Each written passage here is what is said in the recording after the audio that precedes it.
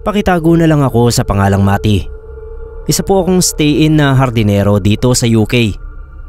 Napakayaman po nitong pamilya na pinagsisilbihan namin at napakalaki ng property nila. Pero Sir Neb, yung anak na toddler ng mga amo namin ay napakatinding magwala.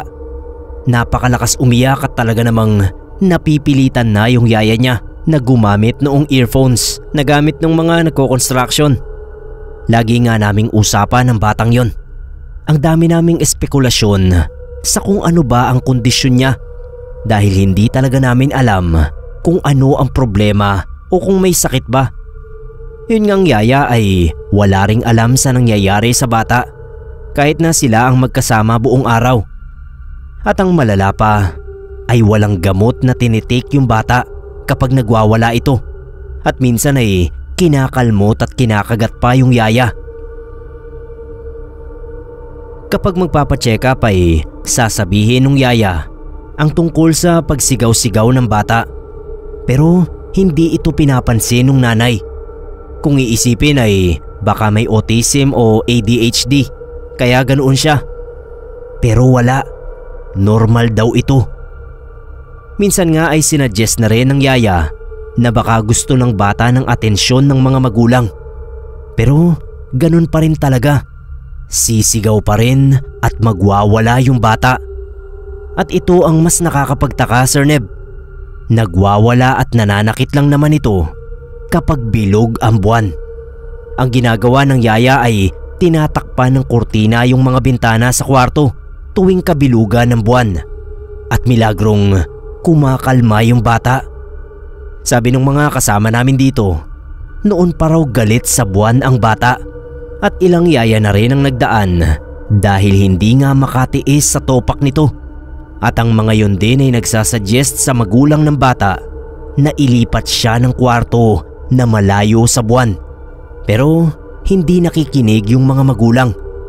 Nawiwirduhan nga ako eh. May bulong-bulungan yung mga matagal nang nagtatrabaho rito na hindi raw talaga anak ng mga amo namin yung bata. Napalitan daw ito ng kung ano bang nilalang noong minsan na nawala siya sa garden noong ilang months pa lang siya. Aso raw ang nakahanap doon sa bata pero hindi nilapitan ng aso. Sa halip ay tinahulan lang ng tinahulan. Yun daw yaya noon ng bata ay kusang lumayas. Tapos yung aso naman hindi na lumapit sa bata hanggang ngayon. Hindi ko alam kung ano yung totoo. Mahirap makialam kasi makapangyarihang tao yung pamilyang ito. Pero mukhang may kababalaghan talaga roon sa batang yon. Iniisip nga namin kung anong pwedeng mangyari kapag malaki na siya.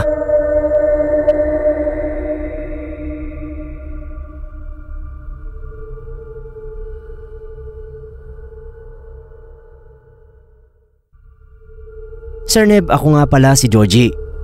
Share ko sana itong kwentong nasagap lang din ng tatay ko. Noon daw bata pa si tatay ay may kinukwento sa kanila ang kanyang tiyo Medel tungkol sa kapitbahay ng mga ito na si Simo na hinihinala nilang aswang. 1960s yun, pero uso na yung mga marites. Kaya raw pinaghihinala ang aswang ay dahil hindi lumalabas ng bahay kapag kabilugan ng buwan.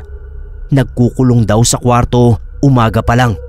Alam na alam ng mga tao na nagkukulong lang siya dahil doon pala sa bahay nito ang bigasan at hintayan ng bus na papuntang Maynila. Kaya marami laging nakatambay. Tansya raw nila Tio Medel noon ay pinipigilan ni Simo na makakita ng tao para hindi ito maglaway at matuluyan ng maging aswang. Kaya habang maaga pa ay hindi na ito lumalabas. Wala naman daw napabalitang biktima ng aswang sa lugar nila.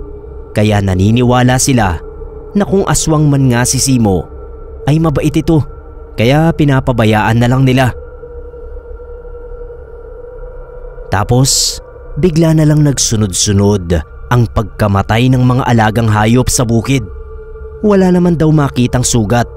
Kaya hinala nila na aswang ang may kagagawan nun. Doon na nga napag-initan si Simo. Ang ginawa raw ng mga galit na magbubukid ay sinaktong kabilugan ng buwan nang sugurin ito sa bahay. Puwersahang pinasok ng mga yon ang bahay ni Simo at doon nila nalaman kung bakit ito nagkukulong sa bahay tuwing kabilugan ng buwan. Pinigilan daw ng pamilya ni Simo yung mga magbubukid na pasukin ang kwarto nito. Kaya lang ay walang nagawa ang mga yon. Pagbukas ng kwarto ni Simo ay nagsisigaw ito at nagtago sa ilalim ng papag habang tinatakpan ang mga mata at tenga. Sir Neb, tuwing bilog pala ang buwan ay parang bumubukas ang third eye ni Simo at may nakikita siyang mga nilalang na nakabuntot sa mga tao. Yung mga yun ang iniiwasang makita ni Simo dahil sa kung anong dahilan ay halos mabaliw ito kapag nakakita ng kahit isa man lang doon. Tapos nung gabing yun ay dinumog talaga siya ng mga magbubukid kaya sangkaterba ang nakita niya. Pagkatapos ng gabing yun ay natagpuan na lang si Simo na tulala at pagala-gala. Nasiraan siya ng bait sa mga nakita niya.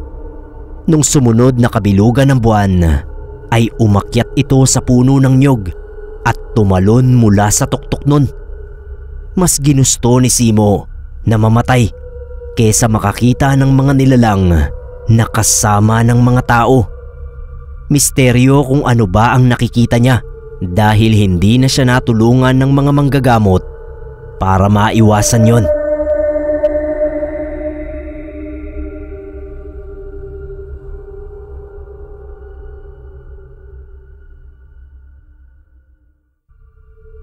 Karanasan namin ito ng isang kakilalang tawagin na lang nating Jake.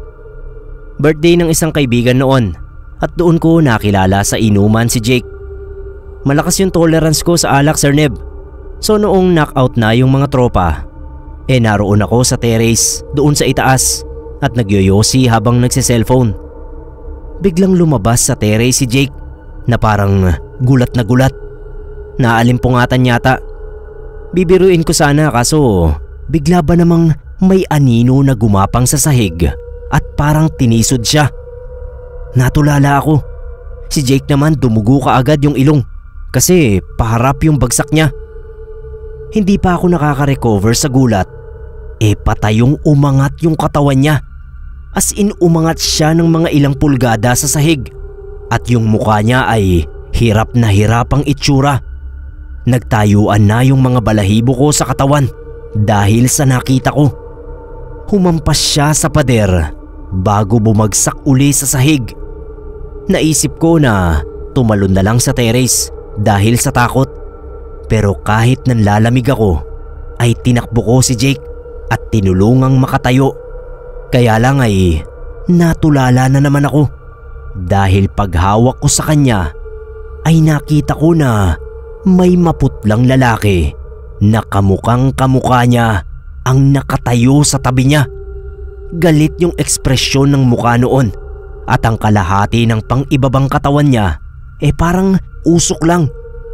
Lumingon sa akin yung kamukha niya at inilapit ang mukha nito sa akin sabay sigaw. Parang atungal ng leon yung pagkakasigaw noon sa mukha ko at doon na ako nawalan ng malay. Nagising din naman ako at si Jake ang una kong nakita. Okay na siya, pero sabog ang ilong. Napabalikwas ako nung maalala ko yung nangyari. Naisip ko na epekto lang ng alak yung mga nakita ko. Pero sabi niya ay totoo ang mga yon. Yun daw nakita kong kamukha niya ay gabay niya na nagalit dahil nakalimutan niyang magdebosyon. Araw daw kasi ng debosyon niya noon dahil bilog ang buwan. Ang kaso ay napasabit siya sa inuman kaya nawala sa isip niya. Ganoon daw talaga ang gabay niya kapag nalilimutan niya ang obligasyon niya. Hindi nga lang daw niya inaasahan na pati ako ay madadamay. Sir Neb, hindi ko alam kung paano naging tulong yung panggugulpe ng kakaibang entity kay Jake nung dahil sa nakalimutan niyang debosyon. Pero traumatic sa akin yung nangyari dahil every time na bilog ang buwan ay naaalala ko yung mga nakita ko.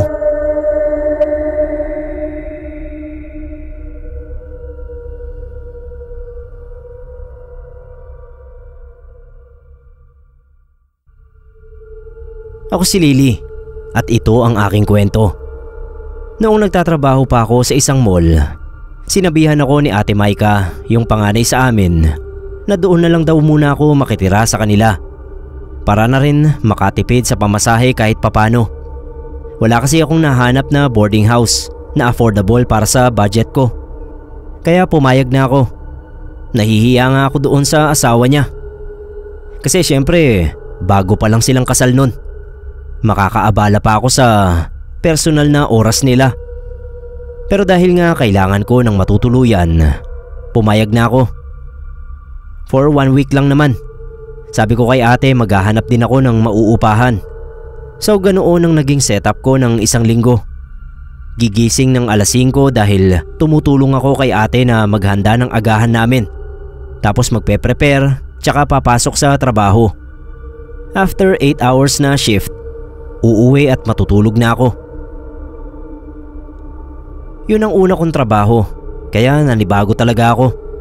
Halos araw-araw kapag umuwi ako minsan, gusto ko na lang matulog sa kama. Sobra rin akong na-stress kasi hindi agad ako nakapag-adjust sa ganoong kabilis na environment. Lahat kailangan madaliin.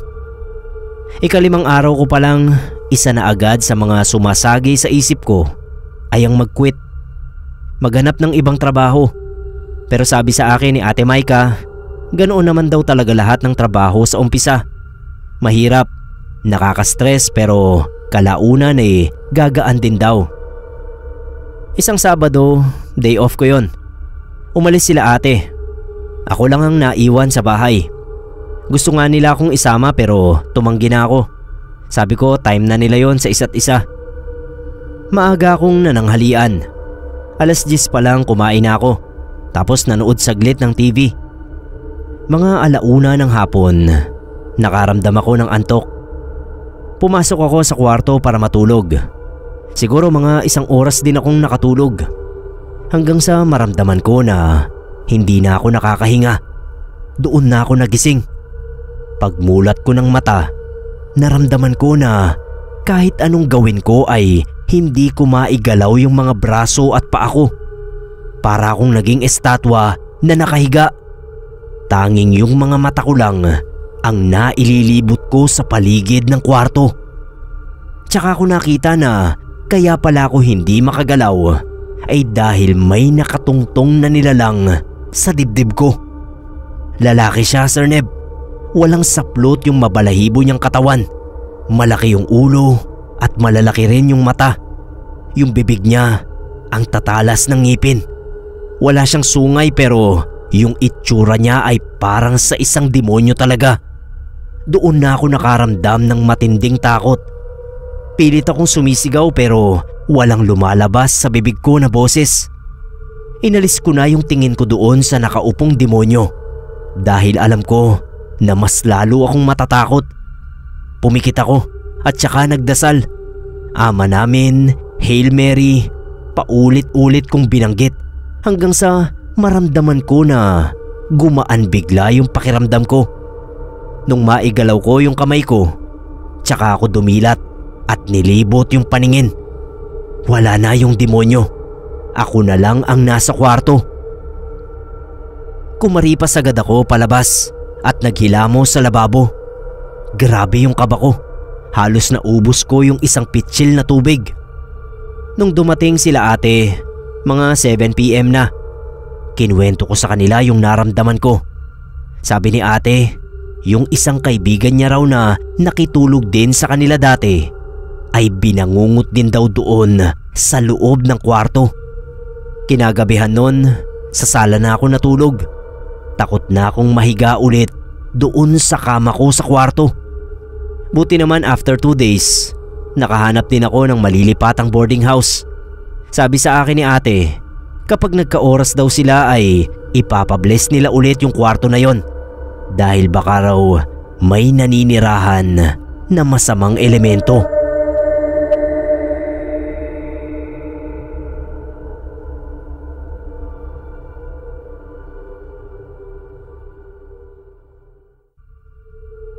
Hi mga kapasta. Sana maging maganda ang mga araw nyo ngayon.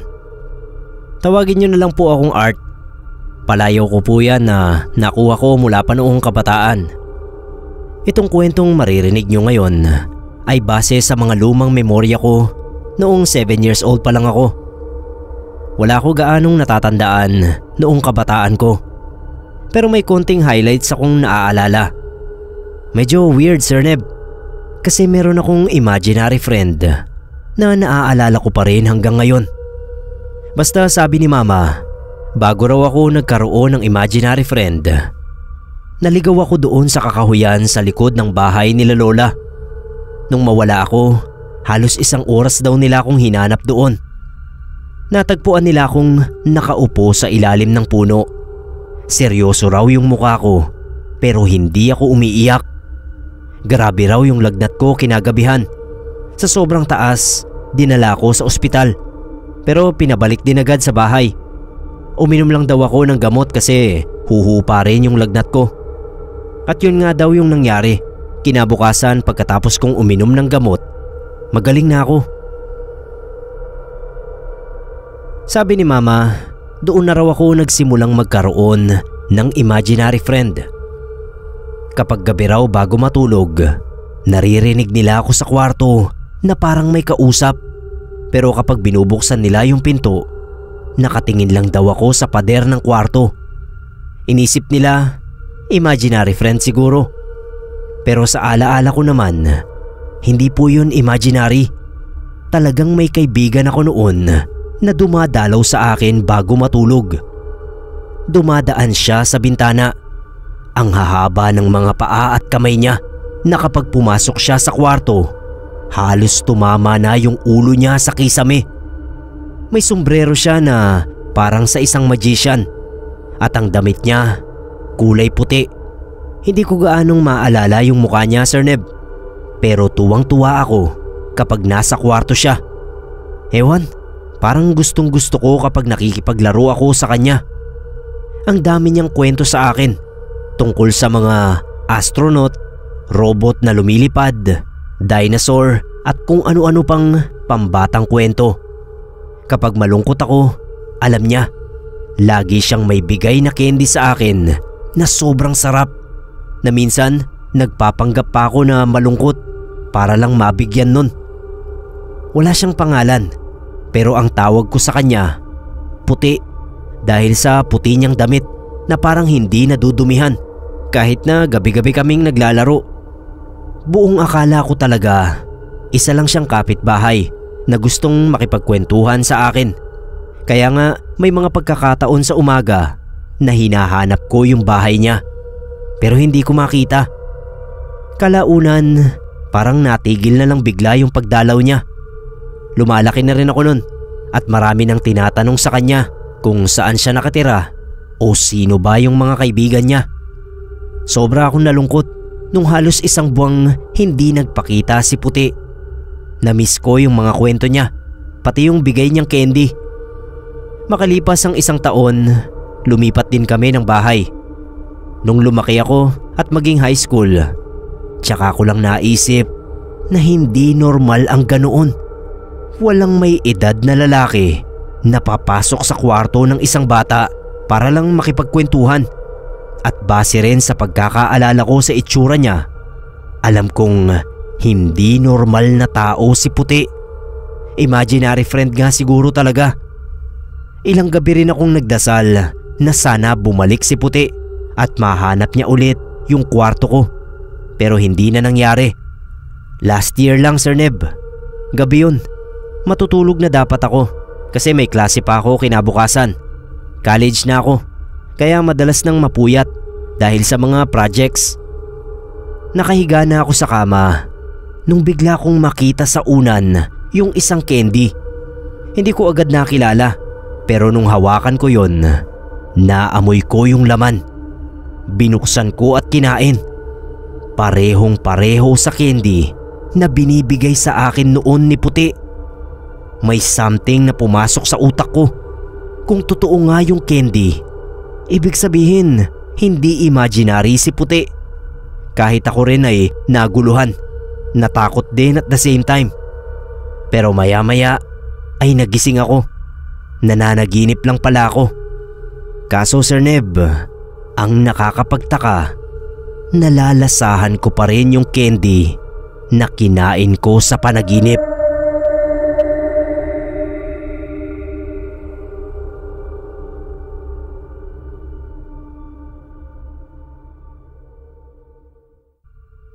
Melvin po mga kapasta ang pangalan ko. Galing ako sa tinatawag naming ang maugmang lugar, Naga City po. Dito na ako tumira simula pa nung high school. At hanggang ngayon po, dito pa rin ako naninirahan at nagtatrabaho. Nung gumraduate ako, sinubukan ko na pumasok sa call center dahil mataas daw yung sahod. Try lang, kaso kalaunan ay na-promote nga ako at parang nagustuhan ko rin yung environment. Kaya hanggang ngayon, after 6 years, dito pa rin ako nagtatrabaho. Sabi nga ni mama, sayang daw yung kurso kong education kung hindi ko siya magagamit. Naipasa ko pa naman daw. Naisip ko kasi kapag nagturo ako, babalik na naman ako sa pagiging baguhan. Yung sahod ko dito halos katapat na rin naman ang sahod ko kung magiging teacher ako. Anyway, tama na po ang paligoy-ligoy. Bali itong kwento ko ay nangyari ilang taon na ang nakakaraan. May isang buwan doon kung saan natoka ako na day shift. Mas konting calls, mas konti ang tumatawag, kaya mas konti rin ang tsansa na makapagbenta sa customer. Wala ring night differential pero okay lang kasi at least kumpleto ang tulog mo at hindi ka gaanong napupuyat. Pagkatapos ng shift ko, wala na akong ibang tinatambayan kundi sa kwarto ko lang. Naglalaro ako sa PC ng Dota kasama yung mga kabarkada ko noon. Minsan inaabot pa ako ng madaling araw kapag naglalaro, kahit pa may shift kinabukasan. Isang beses, napansin ko na biglang bumubukas yung ilaw ng kapitbahay namin ng madaling araw. Bale, kwarto yung silid na yon kung saan may nagbubukas ng ilaw. Kilala ko yung may-ari ng bahay. Ilang beses na rin akong nakapunta sa kanila. Alam ko na yung kwartong yon ay pagmamay-ari ng tatay nila na kamamatay lang nung 1 taon dahil sa sakit. Nakakapagtaka lang kasi sinong magbubukas ng ilaw sa kwarto na yon? Pwedeng bisita o kamag-anak na nakikituloy. Pero halos 1 linggo na lagi kong nakikita yung nagbubukas na ilaw sa madaling araw. Nakakatakot para sa akin syempre. Nung madaanan ko minsan yung may-ari ng bahay na kakilala ko, tinanong ko siya kung sino ba yung nagbubukas ng ilaw. Sabi niya wala raw ibang tao sa kanila kundi sila lang mag-ina. Tumawa pa nga siya kasi akala niya binibiro ko o tinatakot siya. Pero sabi ko, totoo nga na kapag gabi bumubukas yung ilaw sa kwarto ng tatay niya. Sumunod na gabi, sabi ko kailangan kong malaman kung ano ba talagang nangyayari sa kwarto na yon. Hiniram ko yung binoculars ng bunso naming kapatid. Project ata nila yon sa science. Nagdota muna ako. Pero nung pasado 12:00 na, nagpaalam muna ako sa mga kalaro ko online. Nag-abang muna ako sa kama. Hinintay ko na bumukas yung ilaw sa kabilang bahay. Sir Neb, bumukas nga. Matapos ang 15 minutos na paghihintay, ginamit ko yung binoculars at kitang-kita ko yung tatay nung kapitbahay namin. Naglalakad doon sa loob ng kwarto. Pabalik-balik, parang hindi mapakali. Hindi ako pwedeng magkamali kasi lagi kaming nag-uusap ng tatay niya tungkol sa basketball noong nabubuhay pa siya. Sa takot ko ay sinara ko lahat ng kurtina sa buong kwarto. Nanginginig pa ako habang nakaupo sa kama. Yun yung unang pagkakataon na makakita ako ng multo. Hindi ko tinantanan yung kapitbahay namin. Lagi ko siyang chinachat sa social media kapag nakikita ko yung pagbukas ng ilaw sa kwarto ng tatay niya. Siyempre hindi ko sinabi na gumamit ako ng binoculars at nakita ko yung kaluluwa ng tatay niya kasi baka magalit siya. Sabihan pa ako na namboboso. Kalaunan, umamin din ang loko. Alam daw niya na nagpaparamdam pa rin gabi-gabi yung kaluluwa ng tatay niya. Kaso yung nanay raw niya ayaw pa ipabless yung kwarto. Mas gusto pa raw nitong makita yung tatay niya gabi-gabi kahit kaluluwa na lang. Payo ko nga sa kanya, mas mabuti nang manahimik na yung kaluluwa ng tatay niya para makatawid na rin sa kabilang buhay. Bago ako bumalik sa panggabing shift, hindi na ulit bumukas pa yung ilaw ng kapitbahay namin sa kwarto niya. Siguro nakumbinsi rin yung nanay na padasalan na para manahimik na yung kaluluwa ng tatay niya.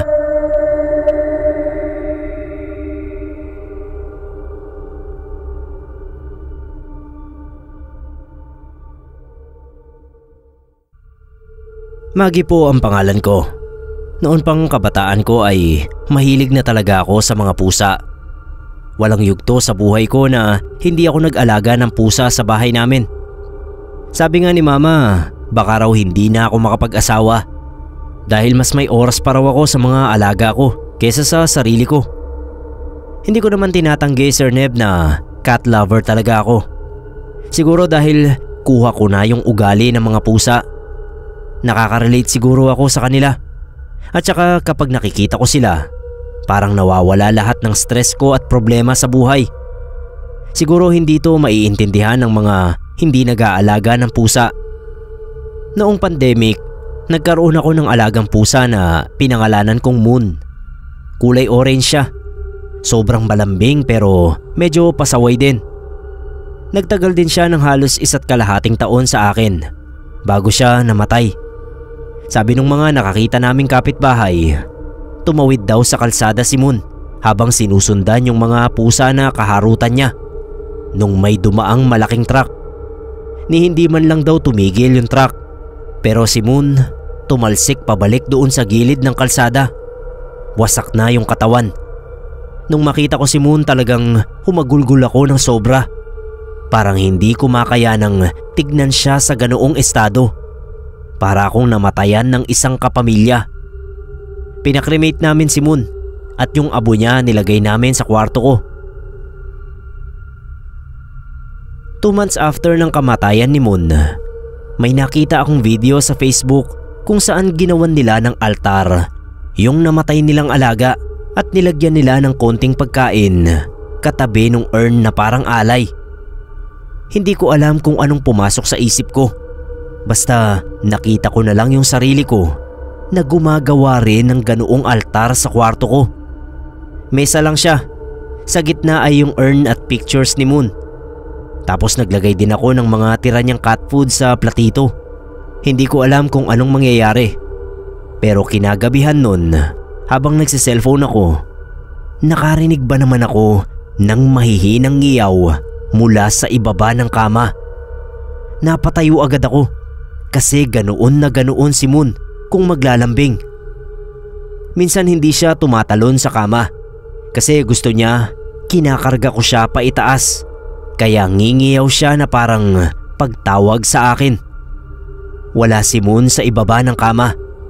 Nilibot ko yung tingin ko pero wala pa rin. Tumayo ako at tinignan din yung ilalim ng kama. Wala talaga.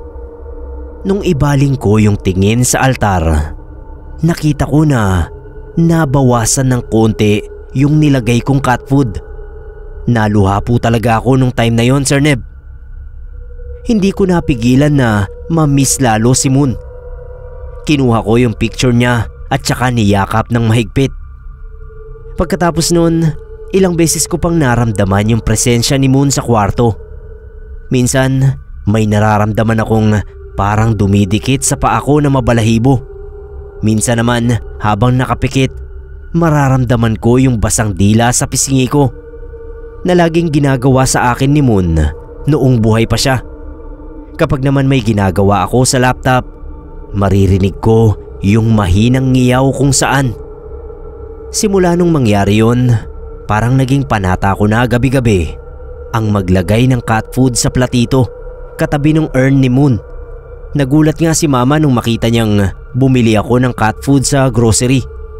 Minsan nababawasan yung cat food na talagang pinagtataka ko.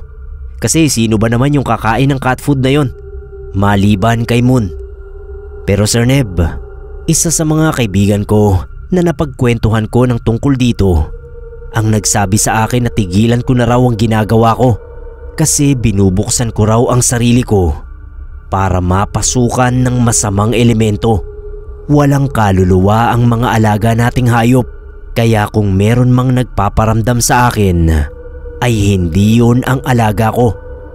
Nangilabot ako sa sinabing yon ng kaibigan ko. Kaya magmula noon, tinanggal ko na yung altar na ginawa ko. Siguro sasarilihin ko na lang yung masasayang alaala namin ni Moon.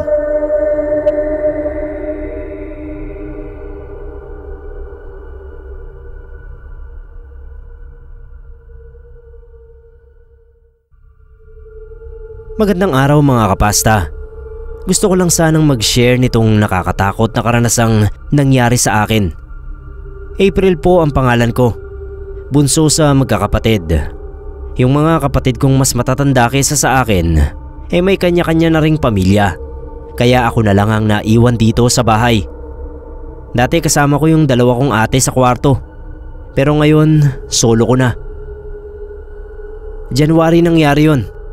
Sama-sama kami ng mga kasama kong lumuwas sa Maynila para manood ng theater sa UP. Naimbitahan kami kasi mga theater actors din kami. Ang dami naming natutunan sa panonood ng mga performance. Parang sinabi sa amin ng mga napanood namin na marami pa talaga kaming kakaining bigas pagdating sa pagpe-perform. Nung pauwi na kami, may nadaanan kaming garage sale malapit sa kalsada. Nagkasundo ang lahat na tumingin-tingin muna doon kasi baka may magustuhan kami. Una agad na pumukaw ng atensyon ko ay yung salamin na nasa dulo ng mesa kung saan nakalagay yung mga items. Oblong siyang salamin na may frame na kahoy. Yung frame niya ay mga magagandang designs na alam mo talagang ginawa ng isang ekspertong eskultor. Nabili ko yun sa halagang 400. Sabi ko sa sarili ko, steal yun sa ganoong presyo. Ang ganda niya talaga. Tamang-tama sa kwarto ko. Nung makauwi, kinabit ko agad yun doon sa dingding ng kwarto ko. Doon na nagsimula ang kalbaryo ko, Sir Neb. Simula kasi nung ilagay ko yung salamin sa kwarto, laging masama ang mga napapanaginipan ko. Kung ano-anong nakakatakot na bagay na dati hindi ko naman napapanaginipan. May mga duwende raw na gustong makipaglaro. Mga diwatang mahahaba ang buhok. Kapre at tikbalang. May mga pagkakataon pa na magigising ako dahil bigla ba namang may magsasaboy sa akin ng tubig habang tulog ako. Agad akong tatayo, hihinga ng malalim dahil sa tubig. At sa pagkakataong huhubarin ko na yung suot ko dahil nga basa, tsaka ko marirealize na hindi naman ako basa, na malamang ay parte na naman yon ng bangungot ko. May mga gabi na ayaw kong tumingin doon sa salamin na nasa dingding kasi nakikita ko na may kung anong dumaraang mga nilalang doon sa salamin. Para silang maiitim na tao na biglang maglalakad ng mabilis. Kalaunan, hindi ko na talaga kinaya. Napupuyat na rin kasi ako sa halos gabi-gabi na mga bangungot. Kinuwento ko kay mama yung nangyayari sa akin at sabi niya baka raw yung salamin ang dahilan. Yung mga salamin daw kasi ay ginagamit na lagusan ng mga elemento para makatawid dito sa mundo. Ang ginawa ko, nagpasama ako doon sa ilang kaibigan at sinoli namin yung salamin. Sabi nung may-ari sa amin, ibabalik niya raw yung binayad ko. Pero sabi ko hindi na. Basta ikwento niya kung saan galing yung salamin. Mula pa raw yung salamin na yon sa kalululuhan niya. Panahon pa raw ng hapon ay ginagamit na raw yung salamin na yon bilang kontak sa mga nilalang na nasa kabilang mundo. Albularyo raw kasi yung lolo niya na orihinal na may-ari nun. Naipagpasa-pasa na sa mga henerasyon ng pamilya nila. Pero wala raw gustong magmay-ari nito. nung namatay yung mga magulang nila, napagpasyahan nilang ibenta na lang yung salamin na yon kaysa naman mabulok at masira lang sa bodega. Pero ikatlo na raw kaming nagbalik nung salamin na yon sa kanya dahil kagaya ko ay may kakaiba rin daw na nararamdaman yung mga dating bumili. Pagkatapos kong maibalik yung salamin, nawala na yung mga bangungot. Tama nga si Mama. Buti na lang at walang masamang nangyari sa akin.